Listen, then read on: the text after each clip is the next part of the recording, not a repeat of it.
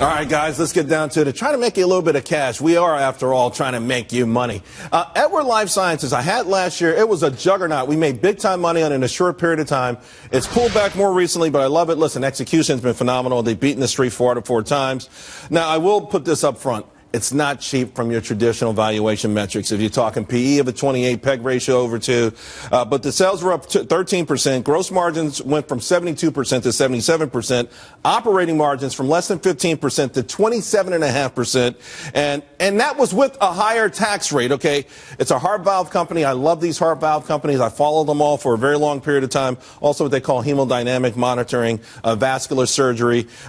They've given pretty good guidance. So I'm comfortable where the stock is right now from a risk reward point of view. And they've also been in and they also have been, and we're all getting older. And they've been in a rumor mill here and there. You never buy a stock for that, but it's a good cherry on top sometimes, Steve. What do you think of this one? Well, I will say to Lori's point that we're getting old. Our entire society soon is going to look like a constant replay of the show The Golden Girls. So given that, I think medical devices in general are great, but I don't know the specifics. But I'm sitting next to a man who does know biotech far better than I, so he can probably speak to.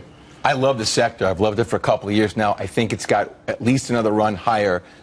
And this is a good stock on a pullback that should hit all-time highs next 2 quarters. What do you make, though, in general, though, that everyone keeps saying, most mavens and the Federal Reserve chairwoman, that biotech is overbought? But then you see these deals where there's huge premiums, a lot more than the AOL premium. Well, so first of all, I don't think the chair of the FOMC, any of them, have had a really good track record of timing stocks or sectors of the market. That's number one. And number two, you know you're at the beginning of the bubble when everybody says it's the peak. So for me, anyway, in biotech, you still have the real bubble coming. Bubbles last longer, and they go farther than anybody ever imagines. And I think that's where we are at biotech. You know that venture is really behind life sciences, right? Venture, like Google Ventures, very into life sciences. Steve Maris, who's like, we're going to live to 500 years old. That's where everything is going. Yeah. That's where everything is going. And you know what? To live to those levels is not just eating kale. We might need a little bit of tweaking here and there. You know, it's a great company that you're talking about because of what they do, you know, with the heart valves and trying to longevity of life. And they make money. They make money.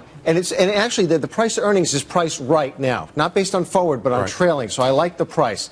But I would put it more in the risk side of the portfolio, not the value. And, you know, you're looking for some invention, something innovative to come out of this company. Or for them to keep taking market share. But I like what you're saying because of the valuation. Good point. By the way, I want to thank Dan. I really appreciate it. Paul Dietrich, want to say thanks. Really miss you guys and have to get you back real soon.